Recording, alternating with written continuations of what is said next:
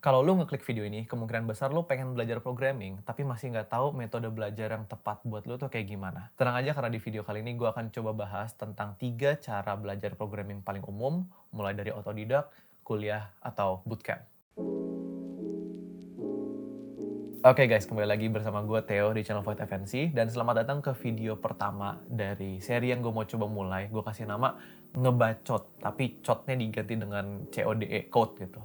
Ya memang alay, tapi intinya di dalam seri ini gue akan coba ambil satu topik, terus gue akan coba bahas, gue kasih opini dan pendapat gue pribadi sesuai dengan pengalaman gue, gunanya untuk ya kita saling sharing, membuka wawasan, dan kalau di antara lo yang memiliki pengalaman yang mirip-mirip, bisa langsung share juga di comment section. Anyway, sekarang langsung aja kita bahas, belajar programming itu mending otodidak, kuliah, atau bootcamp. Nah, untuk konteks, gue sekarang berumur 23 tahun, gue seorang lulusan SMA, tapi pernah kuliah, gue cuma kuliah 1 semester, itu pun kuliah teknik kimia. Abis itu gue DO, terus gue masuk bootcamp, setelah itu gue jadi software engineer, dapat kesempatan juga untuk ngajar, dan sekarang gue salah satu lead software engineer di perusahaan crowdfunding. Tapi sebelum gue ikut bootcamp, sebenarnya gue udah pernah belajar basic web development dulu, gue belajar sendiri, otodidak.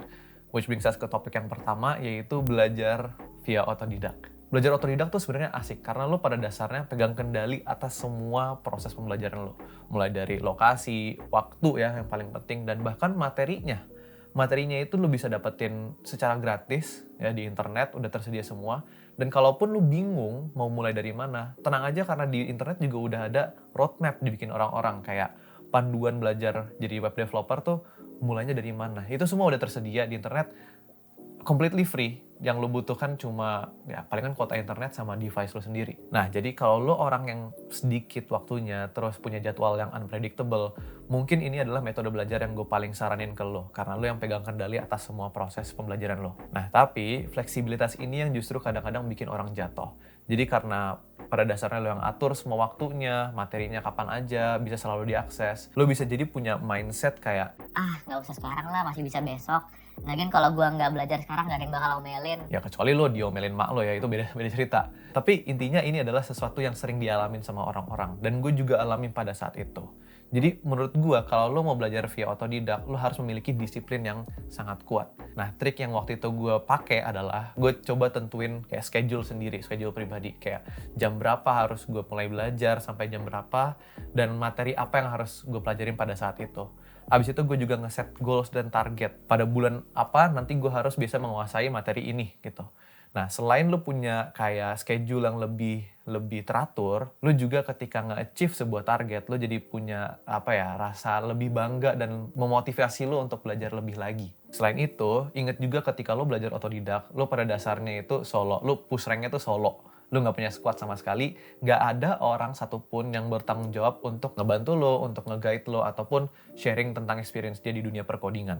Solusinya sebisa mungkin lo aktif di dalam komunitas, kayak misalkan di Twitter atau Discord, atau bisa juga nanya-nanya temen lo yang udah kerja di industri, atau kalaupun lo nggak punya temen yang kerja di industri, ya lo bisa nonton konten-konten kayak gini mungkin, dan lo tanya langsung kreatornya, abis itu lo join Discord community-nya kalau ada, dan ya lo bisa mulai bergaul, curi-curi ilmu dari berbagai macam orang di sana. Nah, yang paling terakhir nih, ini yang menurut gue yang paling nyebelin. Misalkan lo udah belajar segalanya, lo udah belajar bikin aplikasi web, udah bisa gitu, udah bisa bikin aplikasi mobile, ngerti backend, lo udah bisa segalanya. Tetap aja, ketika lo mau cari kerja untuk pertama kalinya khususnya ya, kredibilitas lo itu sangat rendah karena lo nggak punya validasi dari sumber manapun. Beda sama kayak kalau lo kuliah, lo kan dapat gelar. Atau bahkan bootcamp deh. Bootcamp itu tetap ngasih sertifikat. Nah, kalau otodidak ya lo nggak punya apa-apa. Kecuali lo ikut online certification. Dan itu salah satu tips gue. Coba ambil kayak sertifikasi online. Atau bahkan yang menurut gue lebih efektif lagi, coba build out portfolio lo dulu secara pribadi. Mulai dari build personal project, tapi jangan yang skala kecil ya, gue saranin. Jangan kayak bikin to-do list atau kayak kalkulator app, jangan. Coba bikin yang skalanya cukup besar untuk lo pamerin segala skill lo. Kayak misalkan lo bisa bikin website e-commerce gitu, dari sisi user sampai ke admin dashboardnya. Bikin inventory management system atau bikin kayak social media application ya, yang skalanya sebesar itulah. Terus lo bisa coba freelancing kecil-kecilan dari orang-orang yang lo kenal, yang lo deket aja. Mungkin ya bayarannya nggak terlalu besar atau beberapa yang lo harus relain gratis dulu, tapi nggak apa-apa. Yang penting lo dapat portfolionya, lo dapat pengalamannya dan dapat validasi dari orang lain. Atau bahkan lo bisa coba dokumentasiin kayak journey lo untuk menjadi seorang web developer di sosmed gitu. Kayak lo share di YouTube, di Instagram, ya pada dasarnya kayak apa yang sekarang gue lakukan lah. Tapi intinya yang gue mau kasih tahu adalah untuk ngatasin masalah kredibilitas ini, lo bisa coba build personal branding lo dulu, nggak harus lewat pengalaman kerja yang formal. Walaupun kalau lo bisa dapetin kayak internship atau part-time job, ya that's even better berarti. Next topic, kuliah. Kayak yang tadi gue cerita, gue memang nggak punya pengalaman banyak tentang kuliah. Gue cuma kuliah 1 semester, itu pun teknik kimia, bukan kuliah IT. Tapi over the year, gue udah mengumpulkan banyak pengalaman dari murid-murid yang gue ajar, sama teman-teman yang sudah maupun sedang kuliah IT. Tapi tetap aja mohon dikoreksi kalau misalkan ada hal-hal yang kurang sesuai. Kita mulai dari prosnya dulu nih, keuntungan kuliah. Menurut gue, kalau lo bandingin di antara ketiga metode ini, kuliah itu terlihat sebagai metode belajar yang paling menjamin. Kenapa? Karena di antara ketiga metode ini, hanya kuliah yang bisa memberikan lo kayak sertifikasi formal yang diakui semua orang berupa gelar. Nggak hanya itu, kuliahan atau universitas juga punya kayak semacam standar ya. Baik dari sisi silabus, kurikulum, bahkan sampai pengajarnya. Kuliah itu bisa gue katakan lebih diawasi dan standarnya lebih terjaga. Karena ya kuliahan itu kan kayak ada akreditasi apa segala macam ya. Nah, karena standar ini, kalau lo kuliah, lo akan dapat materi yang bisa dikatakan kayak lebih komplit kalau kita bandingkan dengan otodidak atau bootcamp. Nah, apakah materinya ini semuanya akan kepake atau enggak, itu adalah cerita yang berbeda. Contohnya, waktu lo otodidak mungkin lo langsung nyemplung kayak dasar pemrograman, langsung bikin web menggunakan HTML, CSS, dan JavaScript. Tapi lo belajar nggak tentang misalkan cara komputer bekerja, tentang matematika di belakang komputer, dan lain-lain. Nah, ilmu-ilmu ini yang biasanya nggak dipelajari oleh orang yang belajarnya otodidak ataupun bootcamp. Tapi kalau lo kuliah, lo akan dapetin materi-materi seperti ini. Cuma guys, ingat bahwa untuk mendapatkan atau mencapai semua ini, waktu yang lo harus siap untuk korbankan itu sekitar 3-4 tahun. Karena kan ya, durasi S1 biasanya tuh ya makan waktu sekitar 3-4 tahun. Jadi menurut gue itu salah satu poin minus dari kuliah, which is waktu. Beda sama kayak misalkan otodidak. Kalau otodidak kan lo yang tentuin gitu, pada dasarnya seberapa cepat lo akan belajar tergantung dengan disiplin dan intensitas belajar lo. Terus, seperti yang gue bilang tadi tentang materi yang lebih komplit kalau kuliah, ini gue nggak bilang semuanya ya, tetapi akan ada beberapa materi yang kemungkinan besar itu tidak akan lo pakai ketika lo kerja di industri. Gue nggak bilang semuanya nggak kepake atau selalu nggak akan kepake ya. Gue bilang ada beberapa materi yang kemungkinan besar tidak akan digunakan. Bukan berarti semuanya nggak kepake, seolah-olah gue bilang kuliah itu nggak guna gitu, bukan. Nah, selain jumlah materi yang cukup banyak, sayangnya gue bisa katakan beberapa kuliahan itu masih menggunakan teks-teks yang agak mau bilang kuno, enggak juga, tapi mungkin masih kurang update dengan perkembangan industri. Dan ini bukan salah mereka juga, karena gue tahu untuk universitas melakukan perubahan materi pembelajaran, ini akan takes time.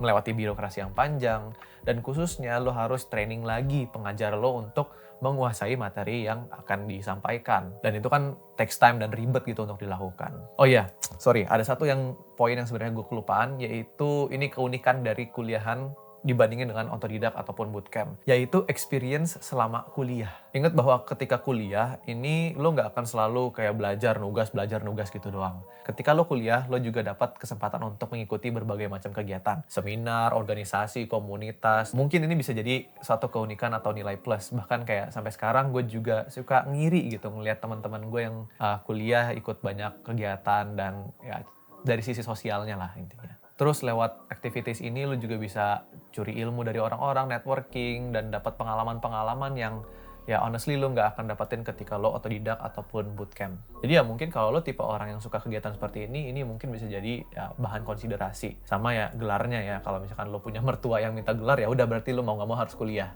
Moving on ke topik yang paling terakhir, which is bootcamp. Nah ini topik yang gue bisa banyak ngebacot nih. Coding bootcamp itu sebenarnya bukan sesuatu hal yang baru ya guys. Ini udah lama banget ada. Tetapi yang gue notice adalah memang sejak zaman COVID, sejak semuanya itu kayak serba online, jumlah coding bootcamp yang bermunculan di Indo tuh mulai banyak. Salah satu alasannya mungkin adalah karena mulai banyak orang sekarang menyadari bahwa online learning tuh possible. Dan untuk memiliki kayak bisnis pendidikan, sebenarnya gue nggak suka ya bilang pendidikan itu bisnis, tapi intinya untuk memiliki bisnis pendidikan, orang tuh mulai realize bahwa lu nggak perlu modal yang gede.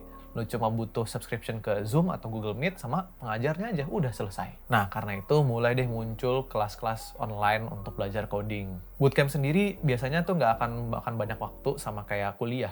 Kalau kuliah lu butuh sekitar 3-4 tahun, bootcamp itu kalau nggak salah rata-ratanya sekitar 4-6 bulan atau bahkan ada yang lebih pendek lagi. Jadi secara durasi emang udah beda jauh. Terus satu perbedaan lain antara bootcamp dan kuliahan, yaitu tentang per-up-to-date-an materi. Tadi kan gue udah bahas ya dari sisinya kuliahan, kenapa mereka suka ketinggalan zaman.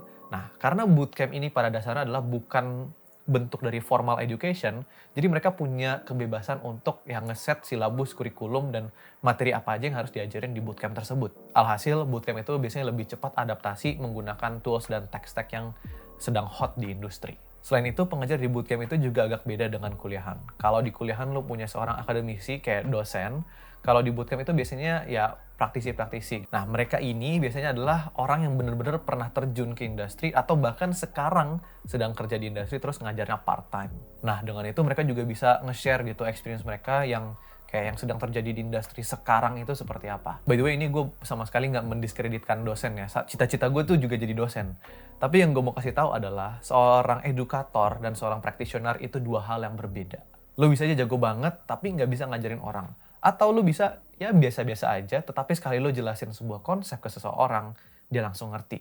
Nah, kalau lo mau cari combo saktinya, ya lo cari seseorang yang jago ngajar dan bener-bener experience di industri. Itu udah pintar, jago ngajar lagi, lengkap dah. Terus ngomong-ngomong tentang pengajar nih, ada perbedaan standarisasi antara pengajar di bootcamp dan di kuliahan. Kalau kuliahan standarnya ya fix gitu. Untuk jadi seorang dosen minimal S2, terus nanti lo dapat pelatihan lagi untuk cara ngajar dan lain-lain. Sedangkan di bootcamp itu biasanya mencari pengajar yang ya seorang praktisi gitu.